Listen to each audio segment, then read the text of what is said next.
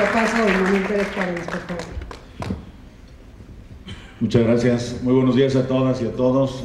Saludo a mis colegas de la mesa, señor diputado Martín Rico, presidente de la Comisión de Vivienda del Congreso de la Unión. Bueno, yo quisiera empezar por felicitar esta iniciativa del grupo en concreto, este grupo encabezado por una mujer, encabezando casi a puras mujeres, que es el grupo en concreto que ha sido muy exitoso, y que cuando piensa uno en la pregunta que le ponen a los que estamos aquí en la mesa, por eso decía en la mañana, pues con razón no vinieron varios de mis amigos, colegas, es cómo darle vivienda a los que aún no la tienen, ¿sí? Entonces, esta pregunta yo no la podía contestar en una presentación, es demasiado general, no es un reto, sino es el desafío que ahora estamos viviendo. Y yo lo que acepté fue venir a hacer algunas reflexiones en esta mesa con gente tan experimentada, con tan buena información como ha quedado demostrado por las participaciones anteriores.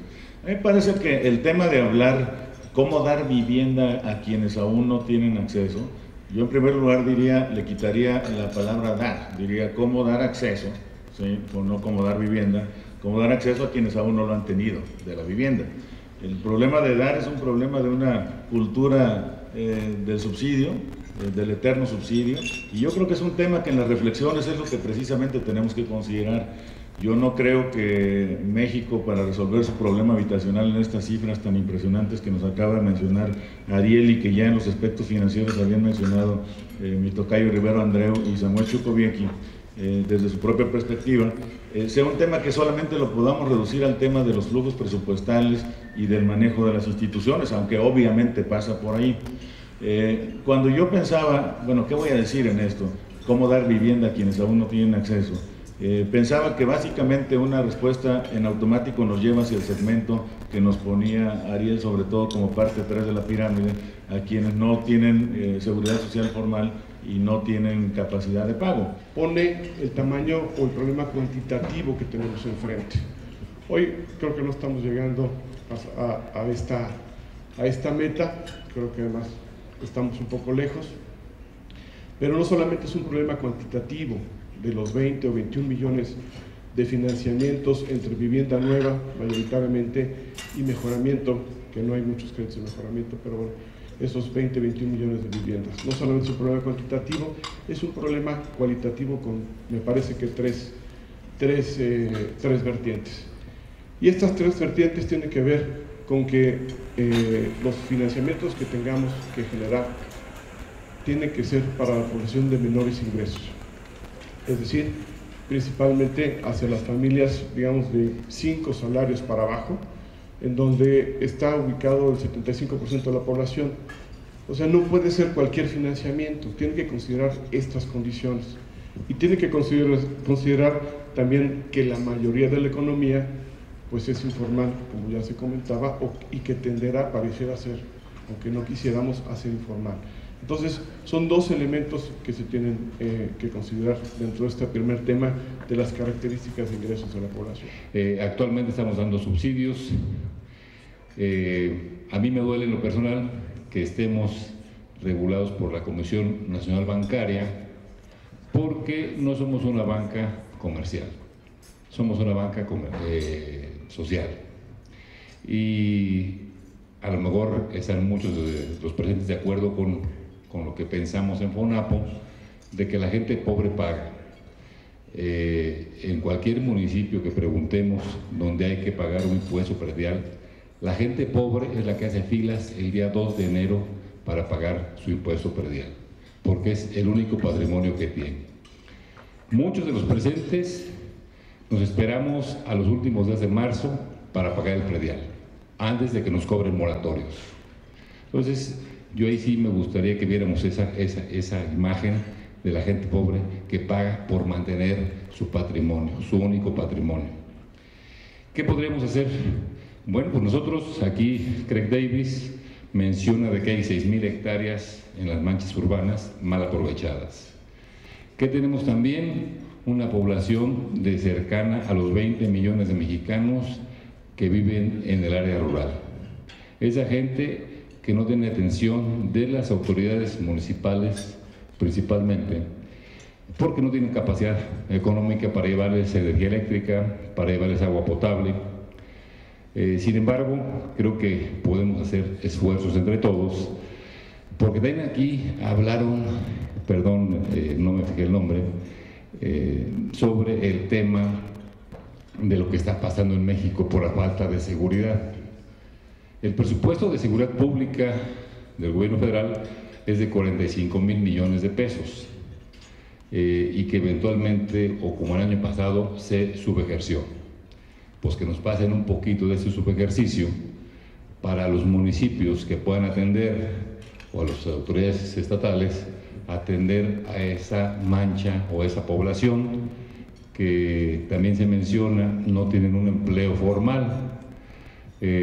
Aquí en ese sentido, yo creo que tenemos que buscar hacer esas sinergias, el cómo buscar que la gente del campo siga viviendo dignamente en el campo y evitar la afluencia de la gente del campo que no tiene servicios, que no tiene atención, vienen a buscar o van a buscar a la mancha urbana un empleo formal y que no lo van a encontrar. Entonces yo creo que aquí lo que tenemos que hacer es pues buscar hacer alguna sinergia, hacer tablas, pero sobre todo hacer trabajo.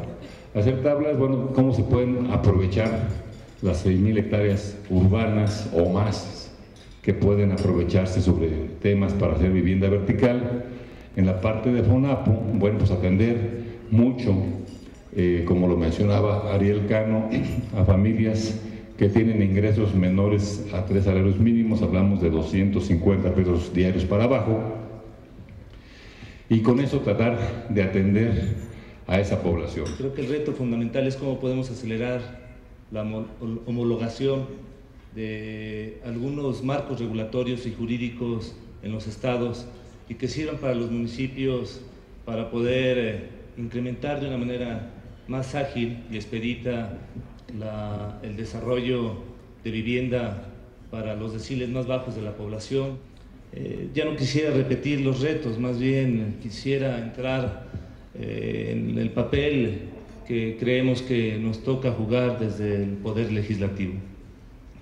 Y dentro de esta primera, el número 1 que mencionaba Ariel en lo que es los trabajadores asalariados, vemos nosotros que hay una extraordinaria oportunidad para darle acceso a una cantidad importante de trabajadores que tienen menos de 30 años y que ganan menos de 4 salarios mínimos a través de las modificaciones que requiere la ley de Infonavit y que estamos discutiendo en este momento en el Congreso. La vemos que vamos por buen camino, los actores diferentes que intervienen dentro de lo que es Infonavit, vemos que podemos transitar, y espero que sea este mismo año, para que esta aprobación de la ley Infonavit permita hoy a un gran número de trabajadores de menos de 30 años y que ganan menos de 4 salarios mínimos, familias que hoy no tienen acceso a una vivienda, a través de estos cambios en el marco jurídico de estas leyes que les mencioné, puedan tener acceso a una vivienda en el futuro, a través de financiamientos, como lo decía bien Salvador, con plazos, montos y tasas y garantías acorde a las necesidades y a las posibilidades de estas familias. Y fundamentalmente tengo clara la conciencia, y así lo hemos platicado con algunos compañeros diputados en esta actual legislatura, que es necesario, así como hemos pensado y se ha visualizado en el tema de la rentabilidad económica, del desarrollo de las viviendas de este país, es necesario empezar a pensar en la rentabilidad social. Ahorita que escuchaba a Greg Davis hablando de que hay la posibilidad en los predios de las ciudades y en las zonas conurbadas inmediatas, que hay con estas dos posibilidades de generar 10 millones de viviendas, más las 7 millones de viviendas que presenta Ariel Cano en el tema del rezago habitacional como mejoramientos, estaríamos hablando que entre 10 y 17 prácticamente estaríamos cubriendo el parque habitacional de la necesidad de vivienda que se tiene de aquí al 2020.